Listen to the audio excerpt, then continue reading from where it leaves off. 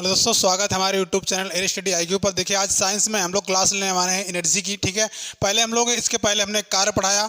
देखिए, उसी का रिलेटेड सब्जेक्ट है ये ठीक है। ऊर्जा क्या होती है, ऊर्जा, ठीक है, इसके बारे में बात करेंगे। तो कार्य करने की जो क्षमता होती है उसे क्या कहते हैं, ऊर्जा कहते हैं। ठीक है, कार्य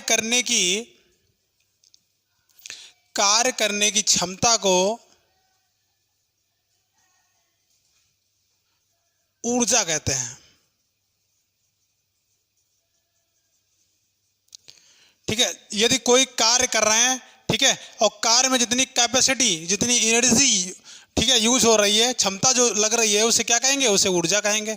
ठीक है, अब देखिए ऊर्जा का मात्रक क्या होता है। जो ऊर्जा का एसआई मात्रक है, वो जो कार्य का मात्रक होता है वही ऊर्जा का मात्रक होता है। ठीक है, तो ऊर्जा का जो मात्रक होगा, एसआई मात्रक क्या होगा, जूल होगा। ठीक है, क्या होगा, जूल होगा। और इसका जो सीजीएस मात्रक होगा वो क्या होगा, अर्ग होगा। ठीक है, क्या होगा, अर्ग। सीजीएस मात्रक क्या होगा, अर्ग होगा। देखिए, इनके और अन्य मात्रक हैं, जैसे कैलोरी, किलोवाट घंटा, इसके दूसरे वोल्ट, इलेक्ट्रॉन वोल्ट, ये सब क्या हैं, ये सब ऊर्जा के मात्रक हैं। तो एक कैलोरी बराबर 4.18 जूल होता है। ठीक है, इसका एक इलेक्ट्रॉन वोल्ट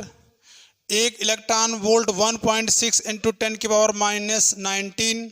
ठीक है, इसके बाद में एक किलोवाट घंटा 1 किलोवाट घंटा 3.6 इंटू 10 जूल के बराबर होता है।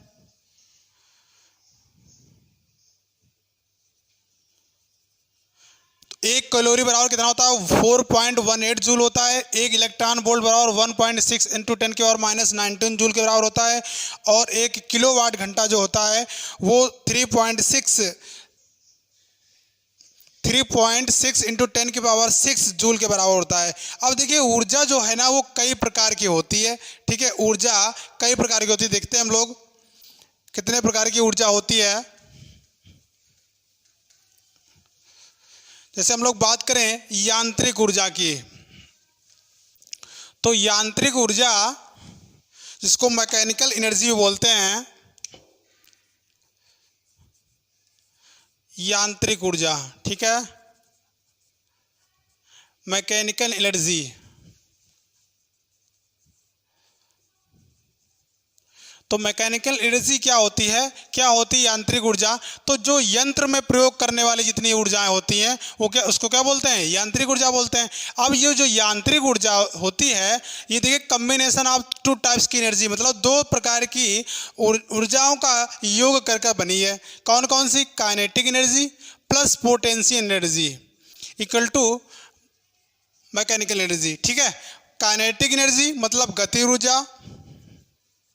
गतिज ऊर्जा और स्थिर ऊर्जा का जो योग है वो क्या है, वो है यांत्रिक ऊर्जा, मैकेनिकल एनर्जी। ठीक है, अब यहां से देखेंगे कि जो गतिज ऊर्जा होती है वो क्या होती है। जैसे कोई गति से प्रारंभ जो ऊर्जा होती है, गति द्वारा जो प्रारंभ ऊर्जा होती है उसको क्या बोलते हैं, गति ऊर्जा बोलते हैं। जैसे कोई वस्तु है और गतिशील अवस्था में है, ठीक है, उसका कोई मास है, तो वो गतिशील अवस्था में है, तो उसकी एनर्जी क्या होगी, तो उसकी एनर्जी के लिए हम लोग बात करें काइनेटिक एनर्जी 1/2 हाफ मतलब mv² होगी, 1/2 mv² होगी। तो इसकी जो गतिज ऊर्जा होगी वो क्या होगी, 1/2 mv²। ठीक है, जैसे एग्जाम्पल की बात करें, बंदूक से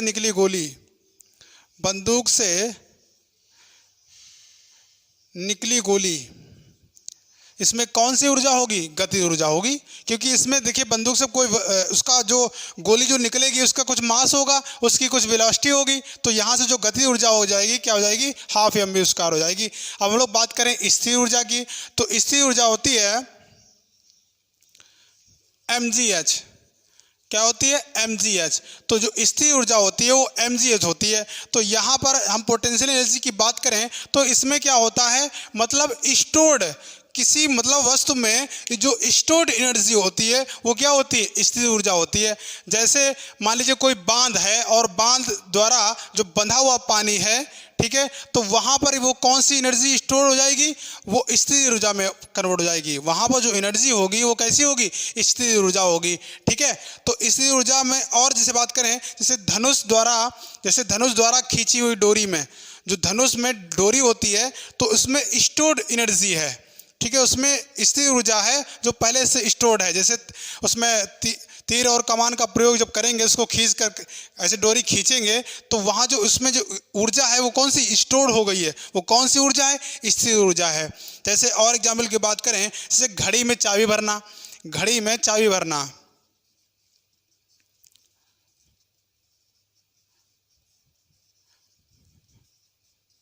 तो घड़ी में जब चाबी भरी जाएगी तो जो चाबी आपने फुल कर दी है, इसके बाद घड़ी जब बजना स्टार्ट होगी तो वहाँ पे जो चाबी जो भरी गई है उसमें क्या है? वो स्टोर्ड एनर्जी हो गई, उसमें एनर्जी क्या हो गई? स्टोर हो गई। तो वो कौन सी हो जाएगी? पोटेंशियल एनर्जी हो जाएगी, ठीक है। जैसे अब इसमें इसका मतलब ये हो गया, इसके विन्यास विकृति जो उसमें परिवर्तन होगा, विन्यास और विकृति में जो परिवर्तन होगा वो क्या होगा? वो स्थिर ऊर्जा होगा। इसके बाद दूसरी ऊर्जा की बात करें हम लोग, ऊष्मीय ऊर्जा।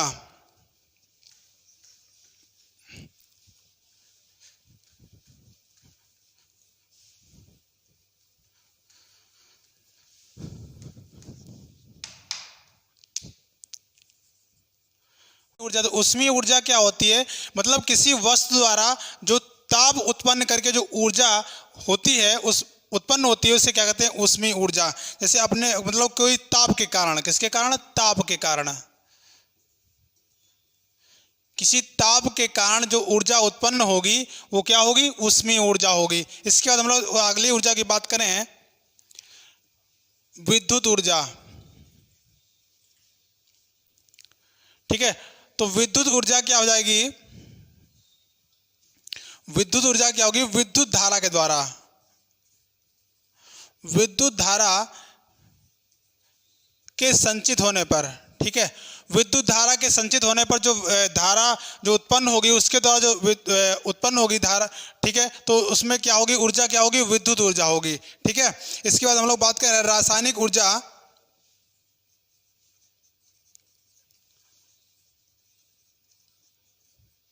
तो रासायनिक ऊर्जा में क्या हो जाएगा? रासायनिक क्रियाओं के द्वारा जो ऊर्जा प्राप्त होगी, रासायनिक क्रियाओं,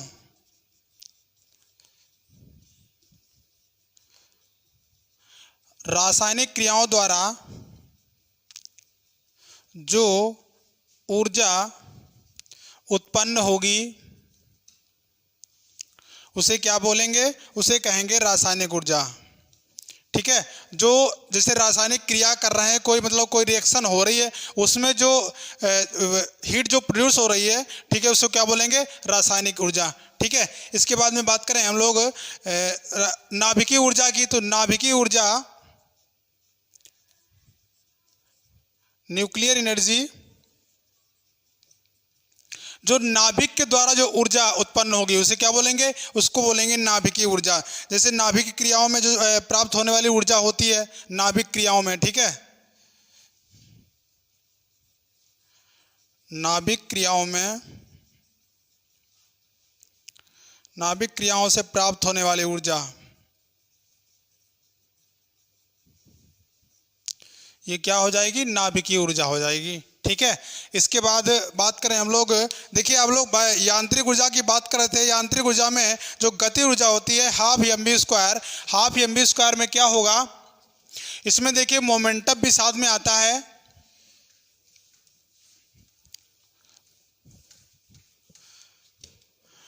मोमेंटम, ठीक है, P बराबर mv।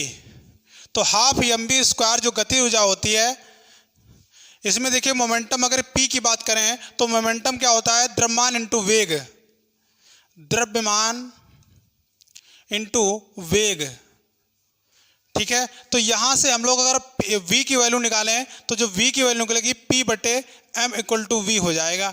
तो यहां से अगर हम संवेग में बात करें काइनेटिक एनर्जी जो होगी तो 1/2 m और P की वैल्यू कितनी हो जाएगी, P बटे m का स्क्वायर हो गया, ठीक है। तो यहां से कैलकुलेट करोगे तो 1/2 m P square upon m square, यहाँ से m कैंसिल हो जाएगा तो जो काइनेटिक एनर्जी निकल के आएगी वो P हो जाएगी P स्क्वायर बटे 2m, P स्क्वायर बटे 2m। इसका मतलब जो काइनेटिक एनर्जी होती है वो इन्वर्सली प्रोपोर्शनल, जो m है द्रव्यमान के इन्वर्सली प्रोपोर्शनल होती है, ठीक है। और जो मोमेंटम के डायरेक्टली प्रोपोर्शनल हो जाएगी। तो इसका मतलब मोमेंटम हो जाएगा P स्क्वायर के प्रोपोर्शनल टू K स्क्वायर, ठीक है। इसके बाद हम लोग बात करें कार्य ऊर्जा प्रमेय की। कार्य ऊर्जा प्रमेय क्या होता है, जैसे जो प्रारंभिक ऊर्जा होती है और अंतिम ऊर्जा, जैसे प्रारंभिक ऊर्जा कार्य ऊर्जा प्रमेय, ठीक है। तो जो कार्य ऊर्जा प्रमेय क्या होगी, जैसे जो इसमें क्या होगा, जैसे प्रारंभिक में अगर बात करें कोई पिंड है उसका प्रारंभ में वेग कितना है, वेग प्रारंभ में u है, ठीक है। इसके बाद जो अंत में क्या है mv square, half m square, तो अंत में उसका कितना हो गया, v वेग हो गया। पहले वेग कितना था, u था। तो यहाँ पर कार्य ऊर्जा प्रमेय जो होगी तो इसका मतलब ये हो जाएगा जो अंतिम होगा, अंतिम माइनस प्रारंभिक,